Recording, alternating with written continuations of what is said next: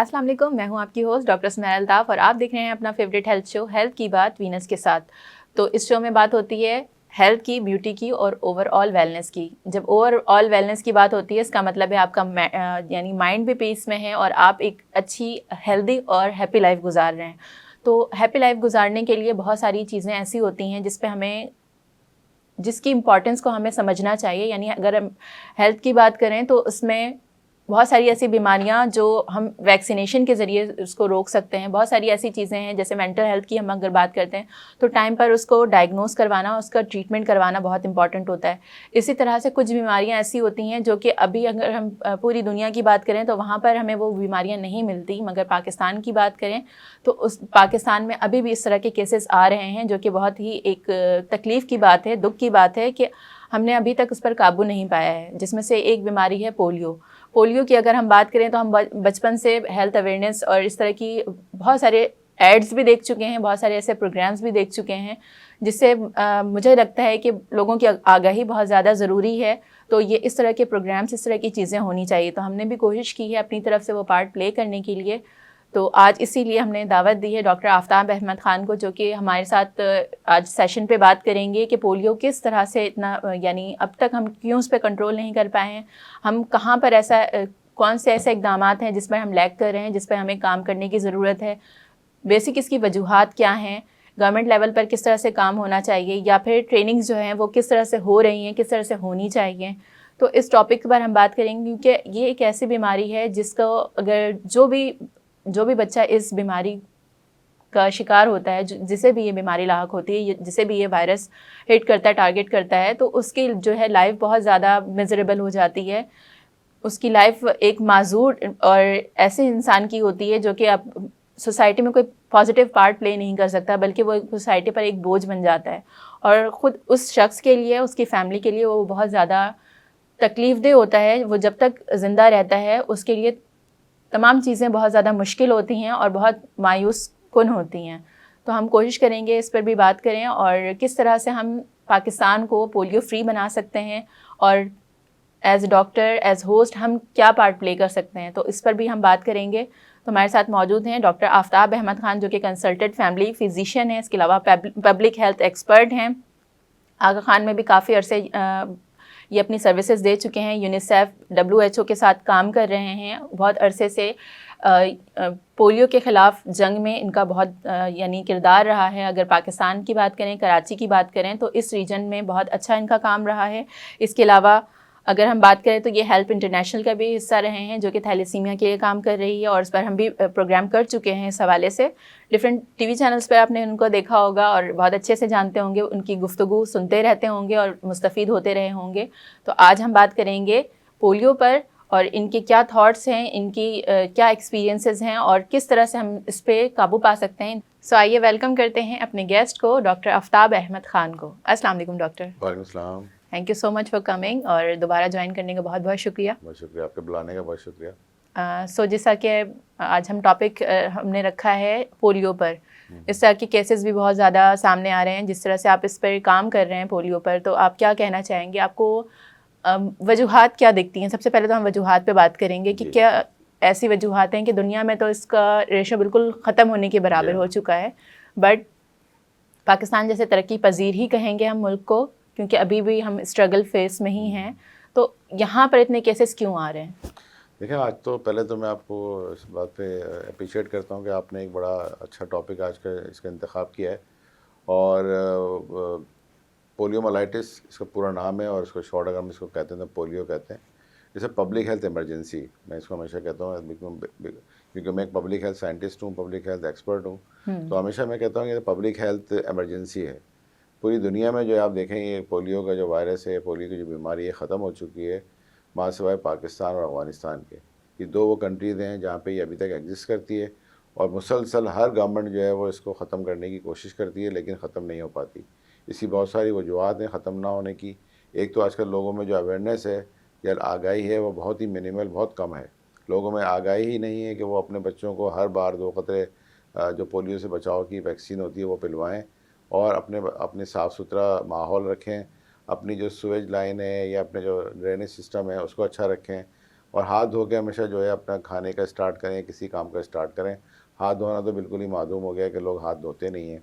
इसका जो रूट है जिस ज़रिए हमारे जिस्म में दाखिल होता है वो ओरोफिकल रूट कहलाता है। ओरोफिकल ये होता ओके। है कि हमारे फुजले में ये आता है और फिर हम्म। हम किसी खाने पीने की चीज़ में या हमारे हाथों के ज़रिए या हमारे गट में जाता है, पेट में जाता है और फिर वहाँ से जो है हमारे सीएनएस सिस्टम जिसको हम नर्वस सेंट्रल सिस्टम नर्वस कहते हैं उसमें चला जाता है। और फिर हम जो है वो खुदा ना खास्ता किसी पे लैंड करते हैं कि हमारे हाथ रह जाते हैं, पैर रह जाते हैं या हमारे जो रेस्पिरेटरी मसल हैं वो रह जाते हैं, फिर वो डेथ वाक़ हो जाती है। तो बच्चों को माज़ूर होने से बचाएँ। और सबसे पहले जो आजकल तो गवर्नमेंट ऑफ पाकिस्तान ने कैंपेन भी चलाई हुई है, क्योंकि पाकिस्तान वो वाहिद मुल्क है जहाँ पे दोबारा से जो है इसके कुछ केसेस जो है वो दरियाफ़्त हुए हैं। सबसे बड़ी बात ये है कि इस्लामाबाद जो हमारा कैपिटल है वहाँ से एक केस दरियाफ़्त हो गया 18 साल बहुत ही के दुख बाद। की बात है जी ये हाँ, तो, बिल्कुल क्योंकि दुःख की वहाँ बात पर है। तो अवेयरनेस, यानी आप समझ लें कि बाकी सिटीज़ से ज़्यादा वो लोग वेल जी, अवेयर बिल्कुल, हैं। बिल्कुल। और दूसरे हैदराबाद में हमारा एक केस मिला, इसके अलावा खैबर पख्तूनख्वा में केसेस मिले हैं। तो ये जो बीमारी है ये सिर्फ़ एक एक जगह इसका नहीं है, बाकी पूरे पाकिस्तान में फैली हुई है। और ज़्यादातर हम इसको इम्पोर्ट करते हैं अपने नेबरिंग कंट्री अफ़गानिस्तान से। क्योंकि अफ़गानिस्तान में जो है वैक्सीनेशन का फुक़दान है, वहाँ पर लोगों को जो है वो पोलियो ड्रॉप्स पिलाए नहीं जा सकते, क्योंकि बहुत ज़्यादा रिमोट एरियाज़ में बच्चे रहते हैं, पहाड़ों में रहते हैं, वहाँ पे उनकी पहुँच नहीं है हमारे वैक्सीनेटर्स की या उनके वैक्सीनेटर्स की। वहाँ पर उनको वो वैक्सीन पिला नहीं सकते।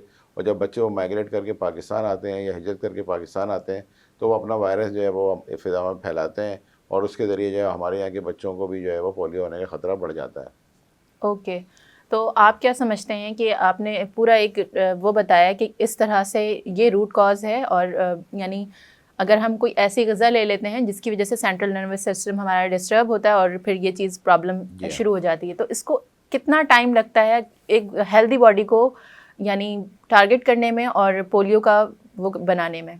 देखिए, अगर खुदा न ख़ास्ता कोई भी है शख़्स अगर वो पोलियो के वायरस से जो है उसका सामना एक्सपोज़ आमना-सामना होता है। होता है, एक्सपोज़ होता है या वो अपने किसी भी खाने-पीने की चीज़ के ज़रिए हमारे पेट में चला जाता है, तो हुँ। वो सीरियस मतलब हमारे नर्वस सिस्टम में पहुँचते-पहुँचते थोड़ा-सा टाइम लगता है। ओके। इसी तरह से जब अगर खुदा न ख़ास्ता किसी बच्चे में जो हुँ। हम अंडर 5 ये ज़्यादातर हमलावर होता है जो बच्चे 5 साल से कम उम्र के होते हैं, हुँ। क्योंकि उनकी इम्यूनिटी या क़ुव्वत मुदाफ़ियत बहुत कम होती है, ठीक है ना? वो हुँ। डेवलप हो रही होती है जी। और उसी दौरान अगर ये वायरस चला जाता है उनके पेट में खाने-पीने के ज़रिए या उनके बॉटल जो पीते हैं बच्चे उसके ज़रिए या हुँ। बच्चे ज़मीन पे खेल रहे होते हैं, अपना हाथ जो है नहीं धुलते, प्लस जान वो पेट्स जी के हाँ, साथ भी खेल रहे होते हैं पेट्स ना के इस साथ भी एरिया खेल रहे में। होते हैं तो उसमें कोई चीज़ चली जाती है।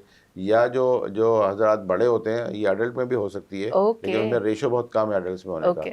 इसलिए आपने देखा होगा कि जब भी किसी गैर ममालिक में हम जाते हैं तो एयरपोर्ट्स पे जो है अपने काउंटर बने प्रॉपर। हुए हैं हुँ। और ये लाज़मन उन्होंने करार दे दिया है कि कोई भी एडल्ट पाकिस्तान से फ्लाई करेगा तो वो पोलियो के ड्रॉप ज़रूर पिएगा। वो क्या कुछ बड़े में आजकल जो है रेशो बहुत ही कम है, मादूम है, लेकिन फिर भी ख़तरा होता है कि हुँ। बड़े को भी ये बीमारी हो सकती है। तो पहले ओके। जैसे अगर खुदा न ख़ास्ता किसी को वायरस ये जो है वो अटैक करता है, तो हुँ। उसको बुखार होता है, उसे ओके। सोर थ्रोट, गले में ख़राश होती है, ओके। उसका जिस्म जो है बहुत लेथार्जिक हो जाता है और उसके मसल्स में पेन होना शुरू हो जाता है। जहाँ पे इस तरह की कोई अलामात हों तो फ़ौरन चाहिए कि अपने करीबी डॉक्टर से रुजू करें, ताकि डॉक्टर उसका सही एनालिसिस करे, क्योंकि ये सारी चीज़ें बीमारियाँ हुँ। रोज़मर्रा की हैं, जस्ट वो रोज़मर्रा पेन किलर्स या इस तरह की मेडिसिन्स खुद घर पे लेकर खुद ना उसको लें। ट्रीट करने की कोशिश जी हाँ, ना करें। बिल्कुल। अच्छा डॉक्टर, आपने बताया कि डॉक्टर से रुजू करना चाहिए, जो कि बहुत इंपॉर्टेंट है। तो फिर डॉक्टर्स इसको डायग्नोस किस तरह से करते हैं? कौन-कौन से ऐसे टेस्ट किए जाते हैं जिससे ये क्लियर हो जाता है कि आया कि पोलियो है या फिर नहीं है?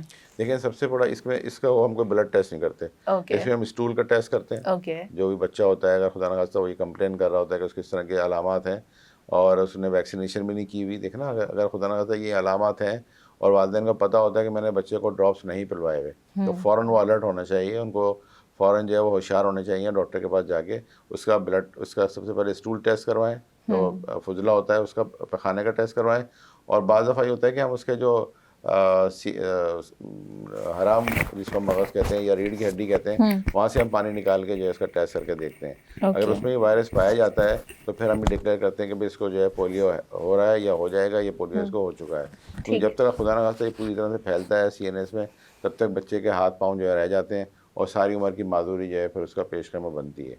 अच्छा, किस स्टेज में आपको लगता है कि किस स्टेज में होगा बच्चा तो उसको हम रिकवर कर सकते हैं, और कितना ऐसा कितना अरसा अगर गुजर जाए यानी टाइम लिमिट गुजर जाए तो फिर उसको ट्रीट करना यानी नामुमकिन होता है, क्योंकि उसको फिर मैनेज ही किया जा सकता है, वो भी बहुत लिमिटेड। देखें, अब अर्ली स्टेजेस जितनी भी अर्ली स्टेज में अगर आप जाते हैं तो आप उसको क्योर करने के चांसेस बढ़ जाते हैं, और खुदा न खास्ता अगर आपने डिले कर दिया तो फिर आप उसका कोई ट्रीटमेंट, इसका कुछ ट्रीटमेंट तो है ही नहीं।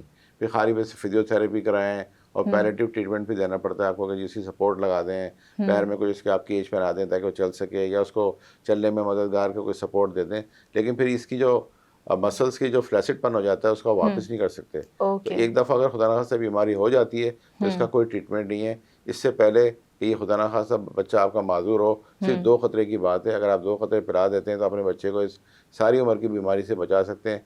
बच्चा देखें 5 साल का मासूम बच्चा होता है, उसे क्या पता कि मैं क्या खा रहा हूँ, क्या पी रहा हूँ, मेरे वालिदैन क्या कर रहे हैं, और आगे लाइफ में इसकी वजह से क्या इम्पैक्ट्स आने वाले जब हैं। वो बड़ा होता है तो अपने वालिदैन से सवाल ज़रूर करेगा कि आपने अगर 2 खतरे मुझे पिला दिए होते तो आज मैं माजूर नहीं होता, आज मैं उन लोगों के साथ जो है शाना बशाना चल रहा होता, जो बाकी पॉपुलेशन मेरे दोस्त यार कज़न्स वो सही तरह से ज़िंदगी गुजार रहे हैं। आप सिर्फ इस वजह से कि खुदा न खास्ता आप अगर तो मुझे 2 खतरे आपने पिला देते तो मैं जो इससे बच जाता। एक बहुत बड़ी मिथ भी है डॉक्टर साहब हमारे माशरे में, जो 2 खतरे पिलाने से ये लगता है कि जी आप खुदा न खास्ता कोई नामर्द हो जाएगा, या जो बच्चियाँ हैं वो उनकी सलाहियत बच्चे पैदा करने की ख़त्म हो जाएगी। ये और दूसरा एक बात भी आती है ना, क्योंकि यूनिसेफ बहुत ज़्यादा इस पे काम कर रहा है, WHO बहुत ज़्यादा पेश है इन चीज़ों पे, तो एक ये भी आ जाती है बात माइंड में कि यहूदी साजिश, तो एक वो मजहबी रुख भी आ जाता है इस पे कि इसको रिलक्टेंट इस वजह से शायद लोग ज़्यादा होते हैं। और दूसरा कि अब तक ऐसी वीडियोस मिलती हैं जिसमें मदर्स जो हैं वो यानी रिलक्टेंट होती हैं, जो हेल्थ वर्कर्स आते हैं पोलियो के लिए, वैक्सीनेशन के लिए, तो उनके साथ मिसबिहेव भी किया जाता है एक तो, और दूसरा ये कि फिर कोई भी वैक्सीनेशन के बाद फीवर होना या इस तरह की बॉडी की तरफ से ज़ाहिर है इम्यूनिटी जो इंसान की होती है वो तो कुछ ना कुछ रिएक्ट करती है। तो इन चीज़ों के बारे में आप क्या कहेंगे, आप इतने सालों से इस यानी मिशन पे काम कर रहे हैं तो? नहीं, बिल्कुल आपने बहुत अच्छा सवाल किया। देखें अक्सर हमारे यहाँ पे इसकी आगाही की कमी है। मैं भी जब बचपन में था मैंने भी 2 ड्रॉप्स पिए हुए हैं। मैं माशाल्लाह साहिब औलाद हूँ, मुझे तो अल्हम्दुलिल्लाह कुछ नहीं हुआ। मेरे बच्चे जो हैं उनको भी मैंने पिलाया है, मेरी वाइफ उन्होंने भी पिया था, वो भी माशाल्लाह साहिब औलाद हैं।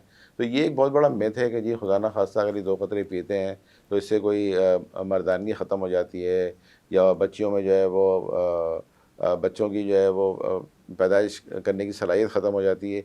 ये बहुत बड़ा मिथ है जो फैलाया गया है। अगर इस तरह की सूरत होती तो पूरा यूरोप देखें आज बिल्कुल जो है उसमें पोलियो नहीं है।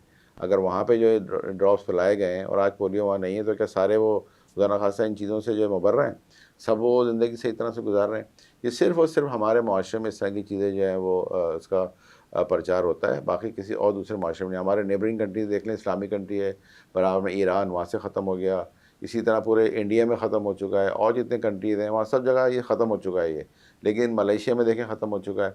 सिर्फ हमारा मुल्क ऐसा है जहाँ पे ये बीमारी अभी तक जो है वो पाई जाती है, और हर साल कुछ ना कुछ 2-4 बच्चे जो है माज़ूर हो जाते हैं। उन माज़ूर बच्चों का जो है वो कौन ज़िम्मेदार होगा?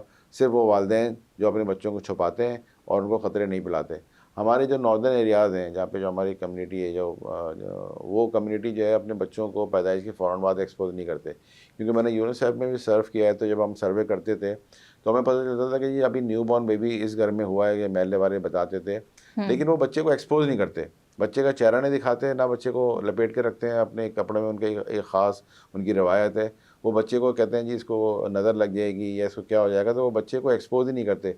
जिस तरह हमारे माशरे में बच्चा पैदा होता है तो सब आते हैं, देखते हैं, मुबारकबाद देते हैं, उनके माशरे में इस तरह की चीज़ नहीं है।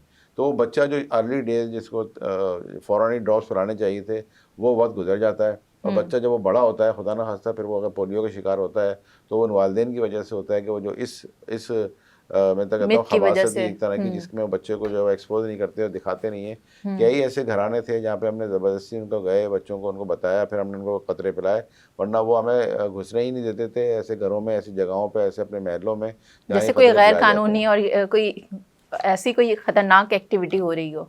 अच्छा, इसके अलावा अगर हम बात करें, बहुत हम यानी बचपन से देखते आ रहे हैं 2 खतरे हर बच्चा हर बार, ये हम सुनते आ रहे हैं, तो आपको क्या लगता है कि अगर कोई किसी ईयर वो मिस हो गया तो फिर उसके वो क्या रिस्क पर होता है? देखिए हर बच्चा 2 खतरे हर बार हम क्यों कहते हैं? तो इस वजह से कहते हैं कि बच्चों ने सबने अपनी 5 साल से कम में वैक्सीन में सबने बच्चों ने ये 2-2 खतरे पिए हुए होते हैं, लेकिन बार बार क्यों पिलाए जाते हैं? सवाल ये ज़हन में पैदा होता है। वालिदैन भी मुझसे सवाल करते हैं, डॉक्टर साहब अभी तो हमने बच्चे को पिलाया, अभी फिर आ गए 1 महीने बाद पिलाने के लिए। देखिए, एक हम इसको इम्यूनिटी जो क़ुव्वत मुदाफ़ियत है उसका हम नाम देते हैं हर्ड इम्यूनिटी। जब हम बच्चों को बार बार ये खतरे पिलाते हैं तो बच्चे अपने फजले में ये दवा खारिज करते हैं। जैसे बच्चे अपने पैखाने में या इसमें ये खारिज करते हैं, जब वो खारिज करते हैं ये वायरस, तो वो इन्वायरमेंट में फैल जाता है। जब इन्वायरमेंट में फैलता है तो मैं सांस के ज़रिए अंदर लेता हूँ, मेरी इम्यूनिटी बढ़ जाती है। तो अगर ये मैं बगैर वैक्सीनेशन की भी मेरी इम्यूनिटी बढ़ जाती है, तो इसको हम अपनी ज़बान में कहते हैं मेडिकल टर्म में हर्ड इम्यूनिटी। ये हर्ड इम्यूनिटी उस वक्त ही डेवलप होती है जब तमाम पॉपुलेशन के बच्चे वो 2-2 कतरे बार बार पिएँ और फजले में खारिज हो और वो इन्वायरमेंट में आए। अभी मैं आपके यहाँ स्टूडियो में बैठा हुआ हूँ, यहाँ पे भी बहुत तरह के जो है जरासीम वायरसेस जो हैं वो सर्कुलेट कर रहे हैं। उसमें ट्यूबरकुलोसिस का भी है, उसमें पोलियो का भी है, उसमें हेपेटाइटिस, बहुत सारे इसमें इन्वायरमेंट में हैं। लेकिन मुझे और आपको तो नहीं हो रहा। क्यों नहीं हो रहा? इस वजह से कि मेरी और आपकी इम्यूनिटी मजबूत है। वो क्यों मजबूत है? या तो मैंने वैक्सीनेशन की हुई है, या उस इन्वायरमेंट से हर्ड इम्यूनिटी मैंने हासिल करके अपने आप को मजबूत किया हुआ है, ताकि मुझे ये जरासीम जो है वो हमलावर ना हो। तो ये सबसे बड़ा इसका जो है वो अमल होता है, जो बार बार बच्चों को जो है हर महीने 2-2 कतरे पिलाए जाते हैं। या उन एरियाज़ में जहाँ पे कोई भी केस अगर निकल आता है खुदा ना खासा, तो गवर्नमेंट की ख़ास कैंपेन चल रही होती है और वहाँ जाके बच्चों को उस पर खास बार-बार तवज्जो कतरे दी पिलाए जाती जाते है। हैं। जी हाँ, चाहे वो स्कूल हैं, मदारिस हैं, कोई ऐसी जगहें हैं जहाँ पर जो है वो ज़्यादा बच्चे जमा होते हैं, वहाँ कम्युनिटी। पर हैं, कम्युनिटीज़ हैं, वहाँ ज़रूर पिलानी चाहिए।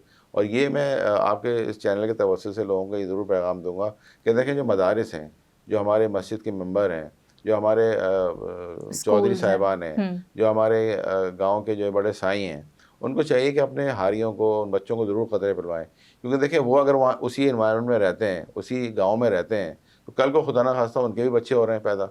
तो अगर उन बच्चों को अगर आपने वैक्सीन नहीं पिलाई, तो आपके बच्चे को भी हो सकता है। तो ये सिर्फ सोचें कि अगर आपने उस बच्चे को 2 कतरे पिला दिए, तो आपका बच्चा भी महफूज़ हो गया हर्ड इम्यूनिटी के ज़रिए, उसको भी जो है क्या नाम है, ये बीमारी नहीं होगी। आप ये देखें, यूरोप में या दूसरे ममालिक में क्यों इतना ज़ोर होता है, वो क्यों इतना पैसा इस बात पे लगाते हैं कि पोलियो ख़त्म हो जाए। उन्हें ये बात मालूम है कि दुनिया में जब लोग ट्रैवल करते हैं तो एक जगह से दूसरी जगह जो है वो बीमारी को ट्रैवल लेकर जाते हैं। आज अगर पाकिस्तान में खुदा ना खास्ता ये बच्चे जो हैं ज़्यादा तादाद में पोलियो के शिकार हो रहे हैं, और ये हम बाहर किसी मुल्क में जाते हैं, चाहे वो अमेरिका है, चाहे इंग्लैंड है, या और दूसरी यूरोपियन कंट्रीज़ है, तो इसका मतलब है कि हम ये वायरस वहाँ भी लेके जा रहे हैं। तो अगर जब उन इलाकों में भी अगर खुदा ना खास्ता ये वायरस फैल गया तो उनको बीमारी हो सकती है। तो इसीलिए से वो कोशिश करते हैं कि पैसे भी देते हैं, ट्रेनिंग भी देते हैं, और इस बात को बावर कराते हैं कि भई आप अपने बच्चों को सबको वैक्सीनेट करवाएँ, ताकि हम में ये बीमारी ना हो। इसी तरह देखें आप, चाहे वो हेपेटाइटिस है, चाहे एड्स है। अभी आपने रिसेंटली सुना होगा जी, एमपॉक्स जो है वो सऊदी अरब से हमने इंपोर्ट किया, जी। या येलो फीवर हम अफ्रीकन कंट्री से इंपोर्ट करते हैं। तो इसका क्या मतलब है? मतलब ये कि उन इलाकों में बीमारी है और आप पाकिस्तान में इंपोर्ट कर रहे हैं। इसी तरह आप पोलियो को एक्सपोर्ट कर देंगे खुदा ना खास्ता, किसी दूसरे मुल्क में जाते हैं जहाँ पे बीमारी नहीं है। तो इसलिए ज़रूरी है कि आप अपने बच्चों को जो है वो पोलियो पिलाएँ, पोलियो के 2 ड्रॉप्स हर बार पिलाएँ, ताकि आपका बच्चा इस एक माजूरी से भी बच सके और अपनी ज़िंदगी को अच्छी तरह गुजार सके। ओके। अच्छा, इसके अलावा मैं ये जानना चाहूँगी, जिस तरह से आपने इम्यूनिटी स्ट्रॉन्ग करने के लिए, हमें पता है कि जिस भी वैक्सीनेशन का मकसद ये होता है कि उस बीमारी के ख़िलाफ़ आपकी बॉडी में कुव्वत मुदाफ़ियत पैदा हो जाए। तो इम्यूनिटी को स्ट्रॉन्ग करने के और क्या-क्या तरीके जो हैं वो आप लोग वो कर रहे होते हैं, यानी प्रैक्टिस कर रहे होते हैं? देखिए, बहुत अच्छा सवाल है। इम्यूनिटी क्या होती है, पहले तो मैं बता दूँ थोड़ी सी, और वैक्सीनेशन क्या होती है। देखिए, कोई भी जो वैक्सीन हम पिलाई जाती है, मिसाल के तौर पर चाहे वो पोलियो की वैक्सीन है, हेपेटाइटिस की है, या एड्स की, या और जैसे दीगर बीमारियाँ, हर 5 साल से कम बच्चे को जो है वो कम से कम 5 से 6 इंजेक्शन लगते हैं, और बार बार लगते हैं। चाहे वो मीज़ल्स का है, चाहे वो ट्यूबरकुलोसिस का है, या टीबी का, तपे दिख का है, काली खांसी है, खुन्नाक है, इन सब की जो है हेपेटाइटिस, उन सब की वैक्सीनेशन लगती है। वैक्सीन करती क्या है? वैक्सीन करती क्या है, ये जानेंगे हम ब्रेक के बाद, क्योंकि वक्त हो चुका है ब्रेक का, और मिलेंगे ब्रेक के बाद। कहीं मत जाइएगा, देखते रहें हेल्थ की बात वीनस के साथ।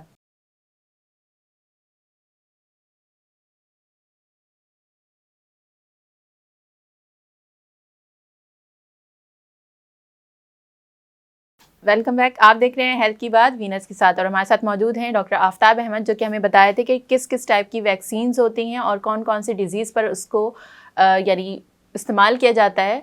सो हम चाहेंगे कि जिस तरह से हमारा सिलसिला टूटा था वहीं से हम कंटिन्यू करें। तो डॉक्टर प्लीज़ कंटिन्यू। जी प्लीज़। मैं बता रहा था कि वैक्सीन का किस तरह से वैक्सीन असरअंदाज होती है, और वैक्सीन क्यों बनाई जाती है, और हम बच्चों को 5 साल से कम और बाद में भी जो है लोगों को वैक्सीन क्यों देते हैं। देखिए, वैक्सीन बेसिकली क्या होती है, जो वायरस ही होता है जो हम जिस्म में दाखिल करते हैं, ताकि इसलिए दाखिल करते हैं कि अगर जैसे मिसाल के तौर पर आपके घर में कोई मेहमान पहली दफ़ा आता है तो आप उसको नहीं पहचानते, लेकिन दूसरी दफ़ा जब वो आता है तो उसको पहचानते हैं, उसको इज्जत से बैठाते भी हैं। इसी तरह सेम बिल्कुल यही एक तरीक़ेकार होता है कि जो जरासीम वायरस होता है उसकी वेरुलेंस, यानी बीमारी पैदा करने की सलाहियत को इंतहाई कम करके इसको जिस्म में डाला जाता है, उसकी कोडिंग की जाती है, ताकि अगर जिस्म का जो क़ुव्वत मुदाफ़ियत है वो उसको देख लेता है कि अगर इस तरह का कोई दुश्मन मेरे पास सरहद में दोबारा दाखिल होगा तो मैं इसको मारूंगा। बिल्कुल इसी तरह से जैसे पाकिस्तान और इंडिया के अगर मैं देखूँ, हमारे नेबरिंग कंट्रीज़ की उनकी एक वर्दी है ख़ास, उनकी वर्दी का जो है वो कलर है।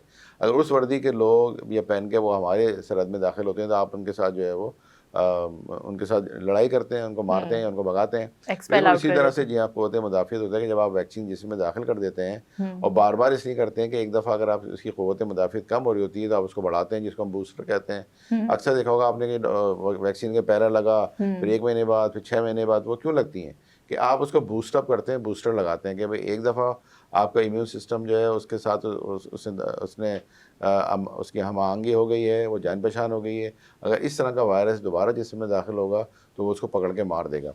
इसी तरह पोलियो के भी जो वायरस होता है उसकी भी वेरुलेंस या उसकी बीमारी पैदा करने की सलाहियत को इंतहाई कम करके आप जिस्म में डालते हैं ख़तरों के ज़रिए, और आपका जिस्म जो है वो फिर उसके साथ जो है वो मुताबिकत करता है। और जब पोलियो का वायरस खुदा न खास्ता एनवायरनमेंट से दोबारा आपके जिस्म में दाखिल होता है तो उसको पकड़ के मार देते हैं। तो ये तो है वैक्सीनेशन का एक अमल, के वैक्सीन हम क्यों देते हैं और वैक्सीन किस तरह से हमारी बॉडी में किस तरह से काम करती है।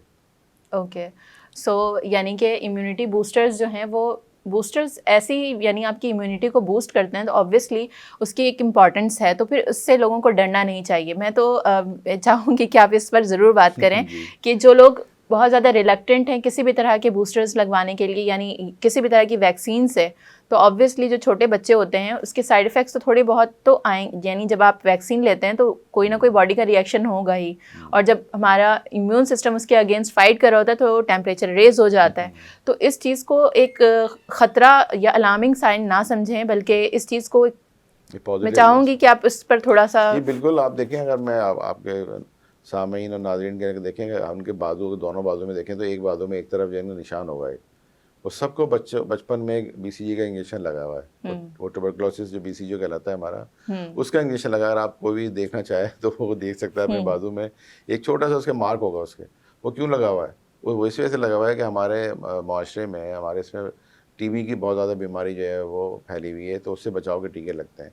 तो इसी वजह से जब भी कोई खुदा न खास्ता इस तरह की बीमारी होती है, जब आप कोई वैक्सीन किसी को देते हैं तो बॉडी रिएक्ट करती है। जब बॉडी रिएक्ट करती है तो हो सकता है आपको बुखार भी हो सकता है, खांसी भी हो सकती है। खुदा न खास्ता इसका मतलब ये नहीं होता कि वो वैक्सीन ने आपको कोई बुरा अमल कर दिया और आपको बीमारी होने वाली है, बल्कि ये तो अच्छा साइन होता है कि आपका जो दिफाई निज़ाम है वो एक्टिव हो गया।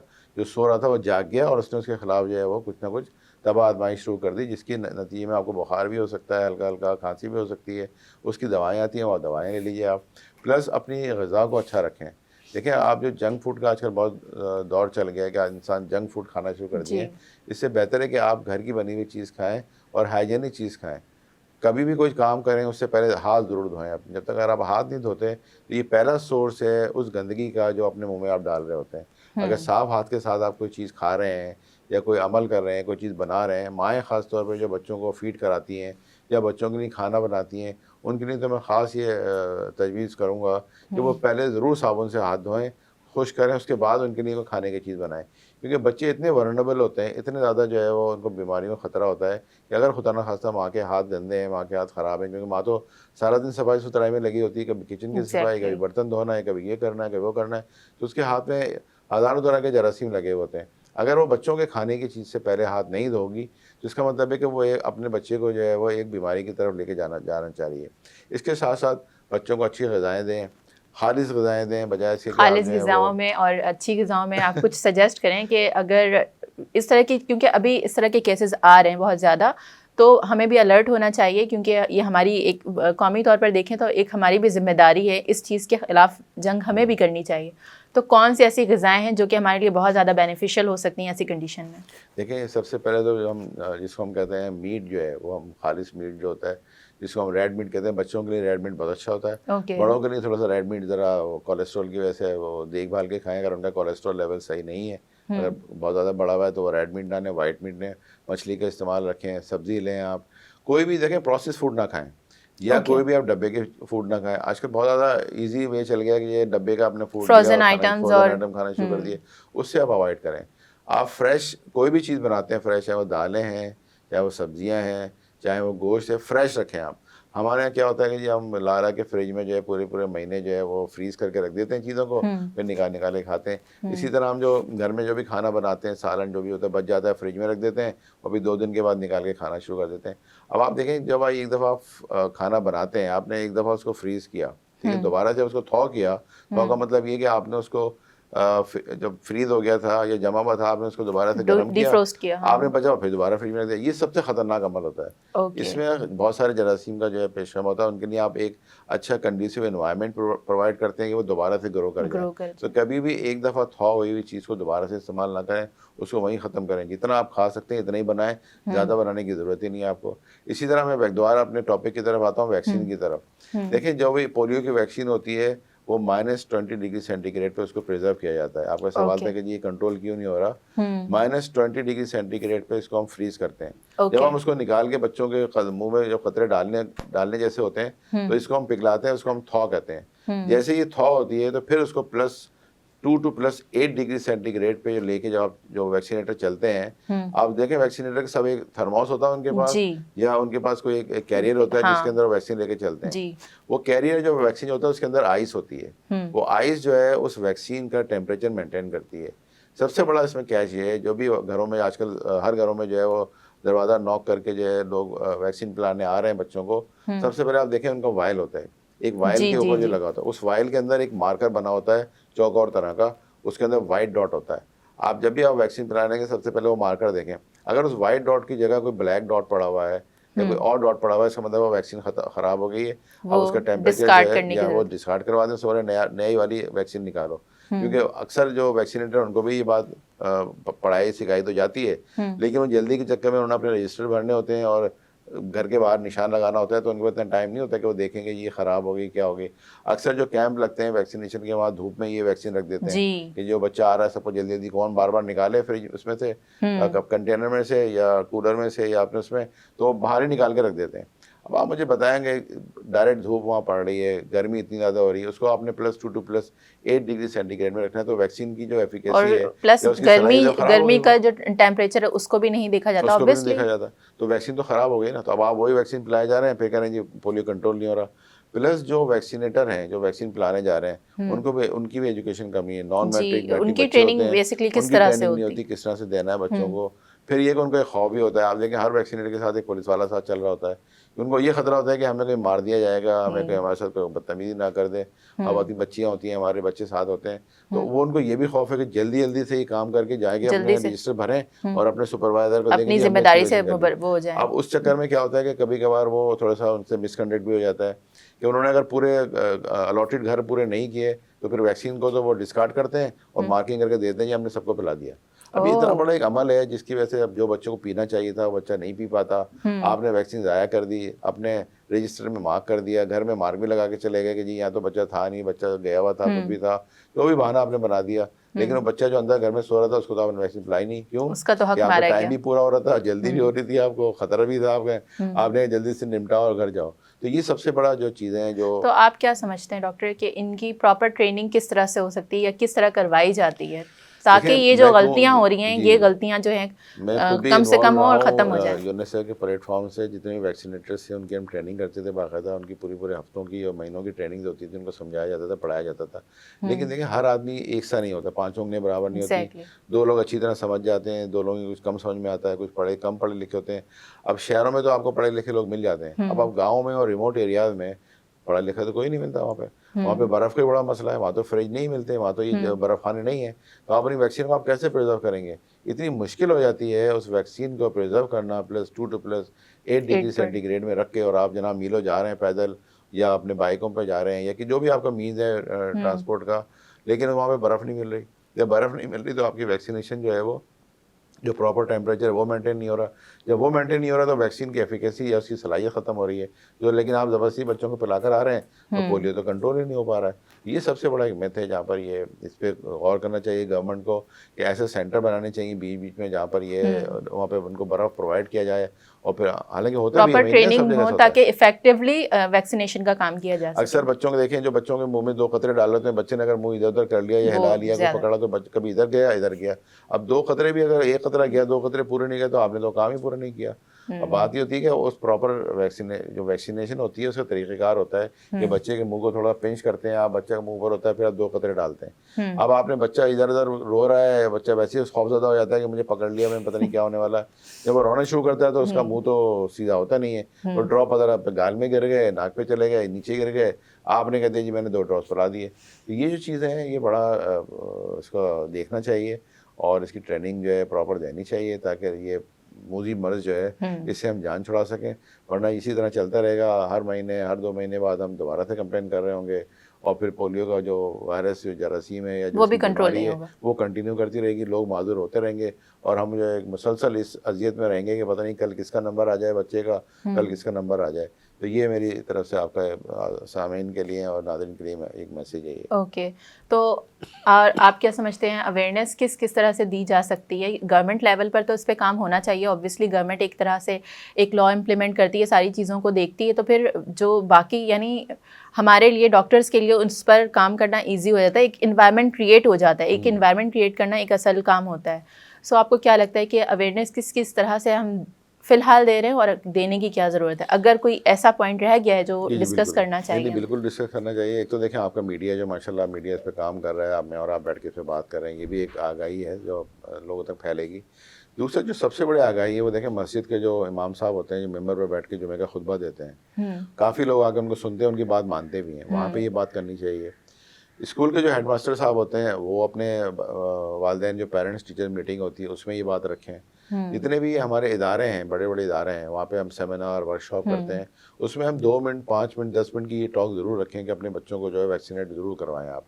इसी तरह जो गाँव गोट हैं जहाँ पे ये एक तो मदरसे, जहाँ मदरसे इतने बड़े मदरसे हमारे खुले हुए हैं, उनके जो यानी पब्लिक स्पीकर्स का बहुत इंपॉर्टेंट रोल है, उनका रोल है। जो हमारे जो मदरसे हैं, इतने बड़े मदरसे खुले हैं, उनके जो ममताइन हैं, उनको चाहिए कि अपने वालिदैन को भी बच्चों को कहें कि जब भी अपने छोटे बहन भाइयों को जो है 2 कतरे ज़रूर पिलवाएं।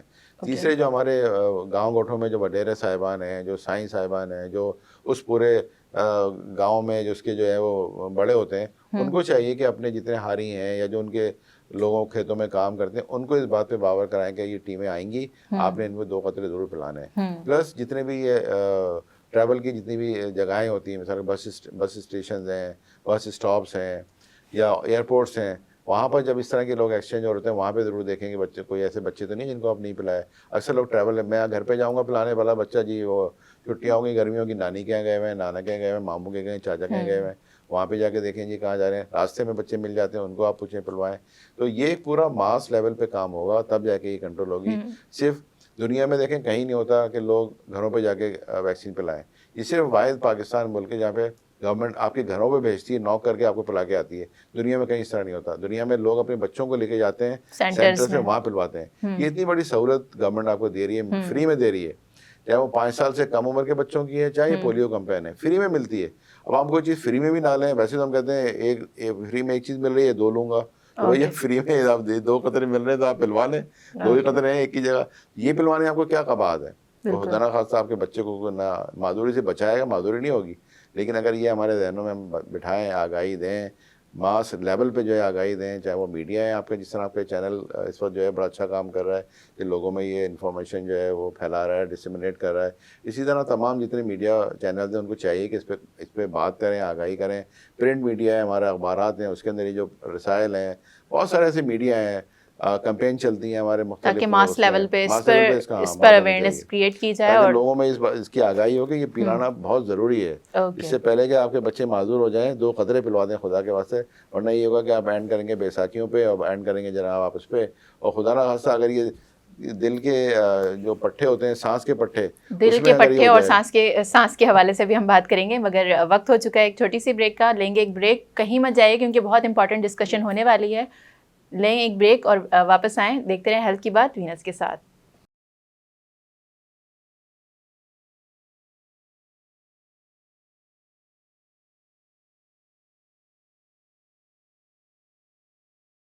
वेलकम बैक, आप देख रहे हैं हेल्थ की बात वीनस के साथ। तो डॉक्टर मैं चाहूँगी कंटिन्यू करें आप।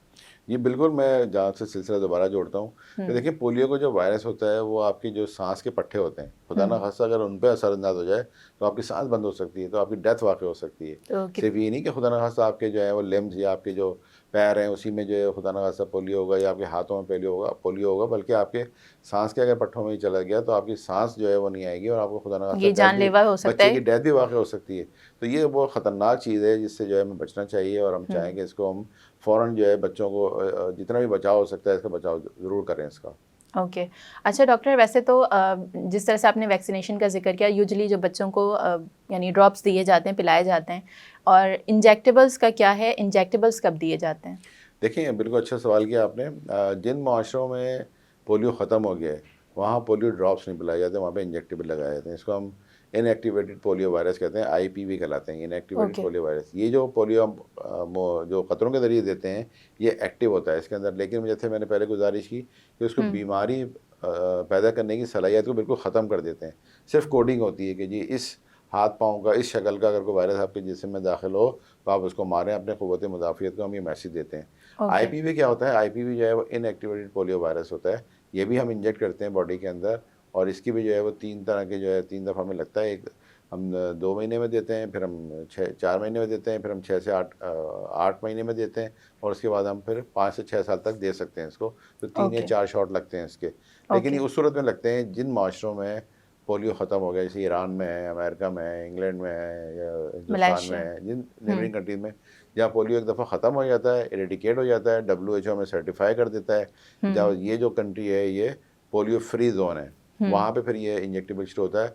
लेकिन पाकिस्तान में भी मैंने देखा है कि अक्सर जगहों पे जो है वो इंजेक्टेबल दिए जाते जहाँ हैं। पर ख़त्म हो जी हाँ, चुका है। क्योंकि जब बाहर से लोग आते हैं पाकिस्तान में विज़िट करने के लिए, उनकी अगर डोज़ जो है वो ड्यू होती है तो फिर वो इंजेक्टेबल उनको लगाई जाती है। तो ओके। इंजेक्टेबल भी लगा तो सकते हैं इसके आप। भी यानी कि मल्टीपल शॉट्स, जिस जी हाँ, तरह उसके से आपने कहा मल्टीपल 3 होते से हैं। 4 जी शॉट्स हाँ, होते हैं लगते इसके हैं, भी। इसके लगते हैं।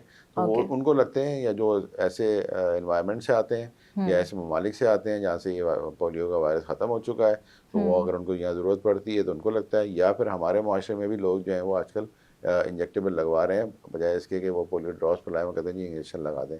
तो दोनों सूरतों में जो है ये दोनों फ़ायदेमंद ही है, इफेक्टिव है। इफेक्टिव है ये। Okay, thank you so much doctor. बहुत ही डिटेल में आपने अपने एक्सपीरियंसेस के बारे में, अपने जिस तरह से आप काम कर रहे इतने टाइम से, तो ज़ाहिर है बहुत सारे केसेस आपने देखे हैं, किस तरह की यानी कहाँ कमी रह गई है, कहाँ पर हमारी गलतियाँ हैं, सब चीज़ों को आप ऑब्ज़र्व कर रहे हैं। तो तमाम आपने नॉलेज देने की कोशिश की जितना हमारे पास मुख्तसर सा टाइम होता है। तो मैं चाहूँगी, हमारे क्योंकि प्रोग्राम का वक्त ख़त्म हो चुका है, मैं चाहूँगी कि प्रोग्राम के एंड पे अगर कोई आप ऐसा मैसेज देना चाहते हैं जो आपको लगता है कि बहुत क्रूशियल है हमारी तमाम हमारे व्यूअर्स के लिए, हमारी आवाम के लिए, तो वो मैसेज क्या होगा? देखिए, मैं बिल्कुल, आपने अच्छा कहा, मैं आपके सामीन और नाज़रीन के लिए यही मैसेज दूंगा कि कौन वालिदैन चाहेंगे कि उनके बच्चे अपाहिज हों? कौन से वालिदैन होंगे ज़ालिम जो ये चाहेंगे कि उनके बच्चे बैसाखियों पर चलें? या कौन से वालिदैन ऐसे होंगे जो चाहेंगे हमारे बच्चों के हाथ पैर रह जाएँ? तो खुदारा ये वक्त है, इस वक्त गवर्नमेंट ने पूरी कैंपेन चलाई हुई है पाकिस्तान लेवल पे।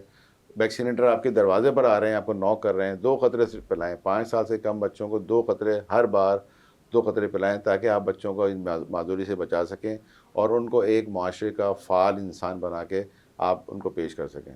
बहुत शुक्रिया।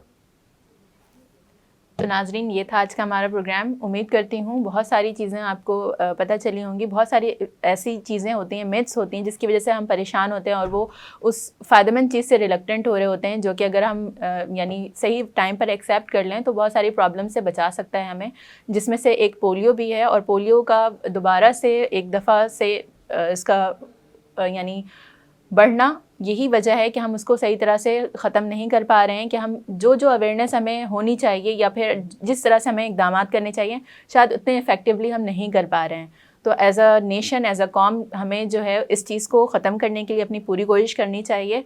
तो हमारी तरफ से ये मैसेज था आप तमाम लोगों के लिए। उम्मीद करती हूँ आपको आज का मैसेज और आज का प्रोग्राम पसंद आया होगा। अपना ख्याल रखिएगा। हमारी मुलाकात होगी इंशाल्लाह नेक्स्ट वीक, नेक्स्ट संडे को। तब तक अपना बहुत ज़्यादा ख्याल रखिएगा, अपनी सराउंडिंग्स का, बच्चों का ज़रूर ख्याल रखिएगा, हमें भी दुआ में याद रखिएगा। अल्लाह हाफ़िज़।